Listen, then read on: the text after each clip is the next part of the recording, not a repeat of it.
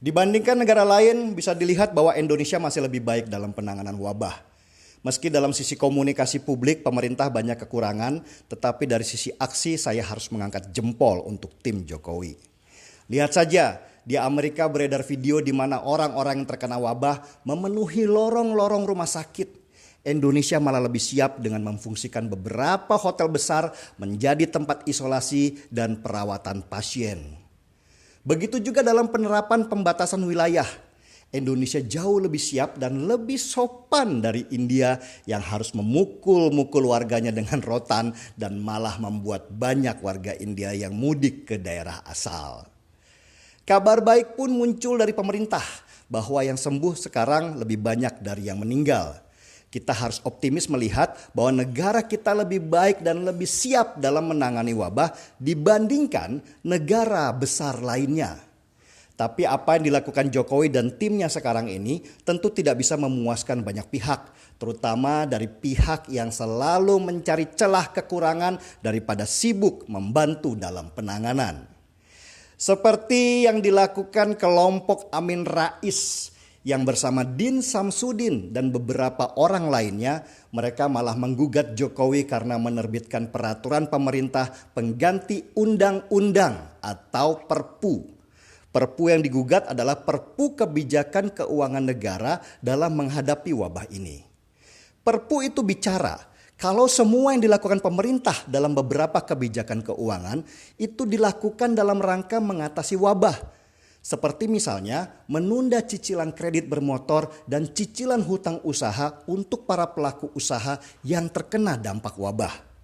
Perpu itu juga melindungi semua lembaga terkait yang menjadi pelaksana seperti Kementerian Keuangan, Bank Indonesia, sampai OJK. Maksud dari Perpu ini adalah jangan sampai kelak ada yang menggugat semua tindakan lembaga berkaitan dengan wabah ke ranah pidana karena kebijakannya. Ini jelas bahaya karena kalau tidak dilindungi peraturan, para lembaga itu tidak ada yang mau bekerja. Takut nanti diseret pidana karena dianggap menyalahi undang-undang. Beda ya sama korupsi. Kalau korupsi tentu mereka akan diseret, suka atau tidak suka. Dan ini sudah ada pengawasnya sendiri, mulai KPK, kejaksaan, sampai kepolisian.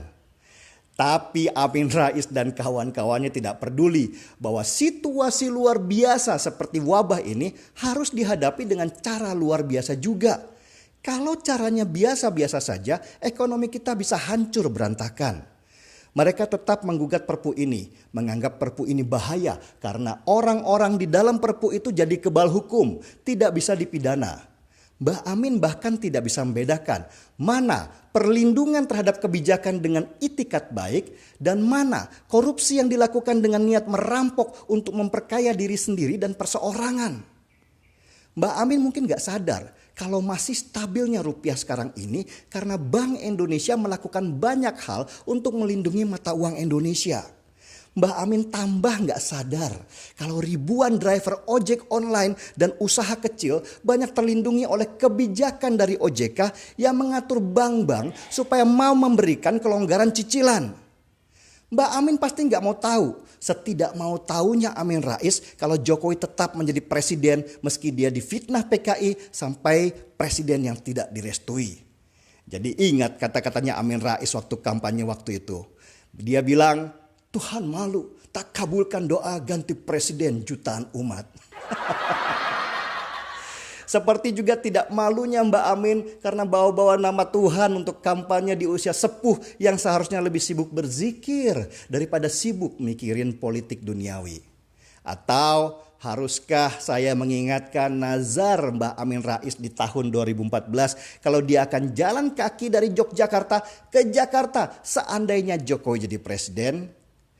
Jadi daripada Mbah Amin Rais sibuk menggugat-gugat Jokowi masalah kebijakan yang dia lakukan untuk menangani wabah ini, mending Mbah Amin istirahat aja di rumah nimang cucu dengan bahagia sambil mempersiapkan banyak hal. Seruput kopinya dulu Mbah Amin.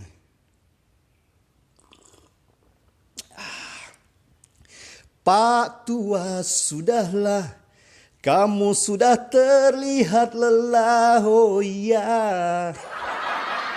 Jadi pengen nyanyiin lagu lama El Pamas kalau begini. Marki Bong, mari kita bongkar semua. Saya Denny Siregar, kita di acara Timeline.